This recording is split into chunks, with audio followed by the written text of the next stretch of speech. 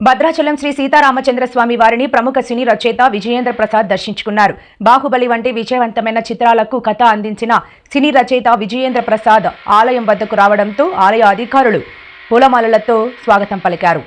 అనంతరం ప్రధాన ఆలయంలోని సీతాలక్ష్మణ సమేత శ్రీరామచంద్రస్వామి వారి మూల వరులు ఎదుట ప్రత్యేక పూజలు నిర్వహించారు. తదుపరి శ్రీ లక్ష్మీ తాయారు అమ్మవారి ఆలయంలో వేద పండితులు వేదాశీర్వచనం అందించి శాల్వతో సత్కరించారు. తదుపరి ఆంజనేయ స్వామి వారిని దర్శించుకున్న సినీ రచయిత ఆలయ అర్చకులు అధికారులతో మాట్లాడారు. ఆలయ పరిసరాలని ప్రత్యేకంగా వీక్షించి ప్రతి అణువును శ్రీరాముని విశిష్టత గురించి తెలుసుకున్నారు.